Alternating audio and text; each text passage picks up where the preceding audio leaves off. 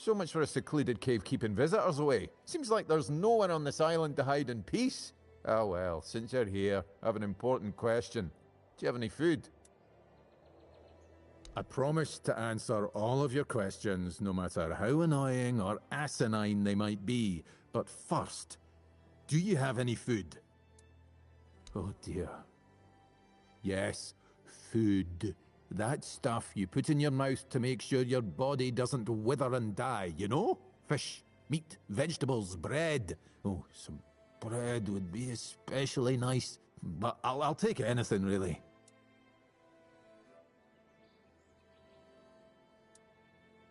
No, I cannot. My doctrine forbids me from killing any living being, even one as mindless and insignificant as a fish. Or that of an annoying trespasser who won't stop tormenting a starving man with inane questions.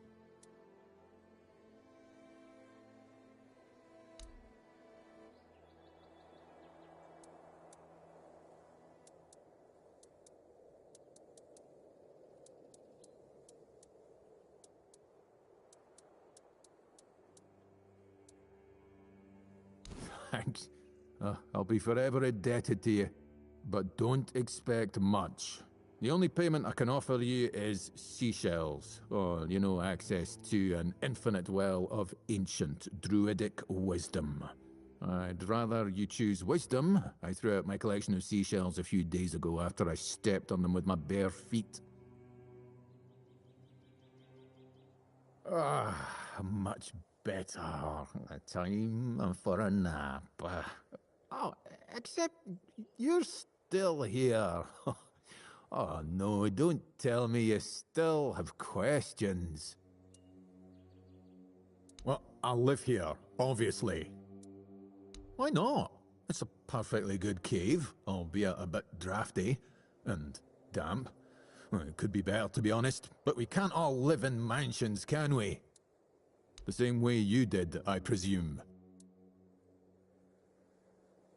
I'm giving you truthful answers. That's all you should ever hope for. My name is Drest, and I am the local hermit. I don't understand your skepticism. I live alone, in a cave, collect seashells, and occasionally talk to crabs. What else could I be? But didn't you know? There are no more druids. The mob rounded them all up, stuffed them into a giant wicker man, and lit a fire. Their screams could barely be heard over the roaring flames, but the stench of the burning flesh easily overwhelmed the smell of blazing wicker.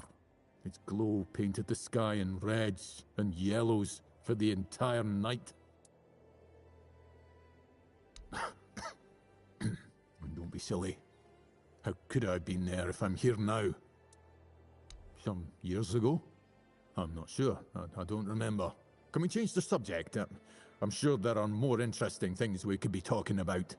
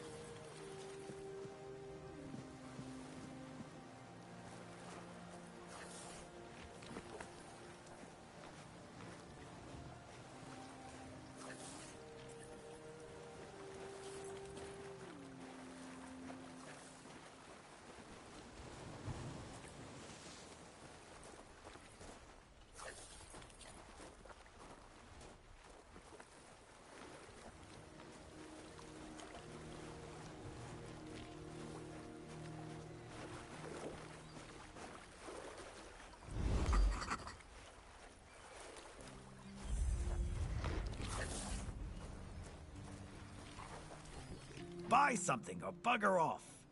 Unless you've already bought from Orla. Then just bugger off.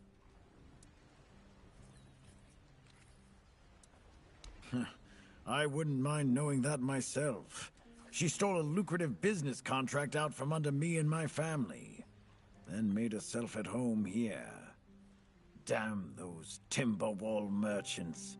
Everyone's always yammering about Timberwall. Timber this, timber that. Bugger them all. Remember, good business, only with Connacht. Fair prices, no bullshit. Yes, Connacht. From a merchant family, to be specific. Though I've always wanted to join the Royal Geographers. To chart the uncharted. But I broke my leg, badly enough that I couldn't travel anymore. You've never heard of them? They're a guild of explorers, dating back to the Age of Legends. They travel across Avalon, documenting all the lost and forgotten places, crawling through hidden caves, discovering old ruins. That's what LSA and I dreamed of. Though, only one of us got to live it.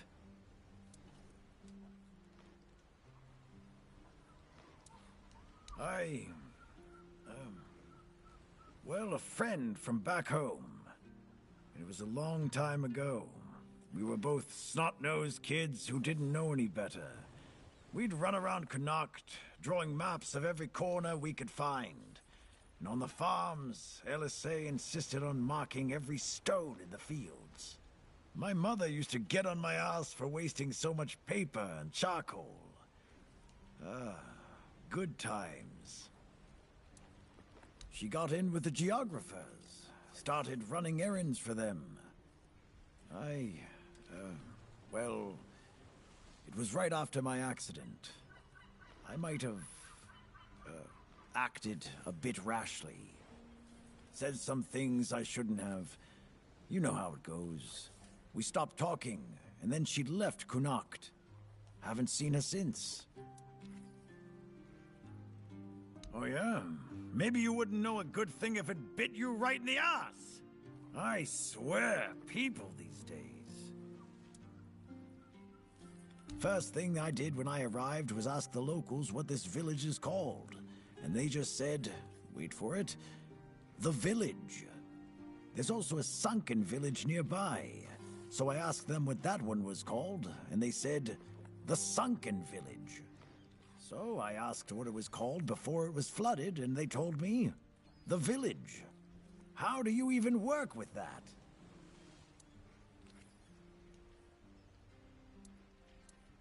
Long enough to know what sells. Not that I'd mind having a wider selection of goods, you know. Some more options on offer. But people here don't need much, so what you see is all I have. Then there's the refugees. For now, I guess they're good business. But long term, doubt it. Sooner or later they'll run out of money. They don't have any way to earn it since no one wants them here. They'll get kicked out, or they'll just leave and not come back. But there'll be others around to keep the businesses running, more or less. Pursue potential customers. Listen here, pal. Clearly you don't understand how trading works in a place like this. I've no idea where you come from, but here, it's the potential customer who needs to pursue the vendor. And that vendor decides to sell to them, or not. It's the vendor who makes the decision, not the other way around. How many people here do you think are offering to exchange goods for coins? I'll tell you, not bloody many. Yeah, Orla. A woman merchant from the Keep. Go on, try giving her your money. I bet she'll just shortchange you and call it a day. She has no wit and no finesse when it comes to trading.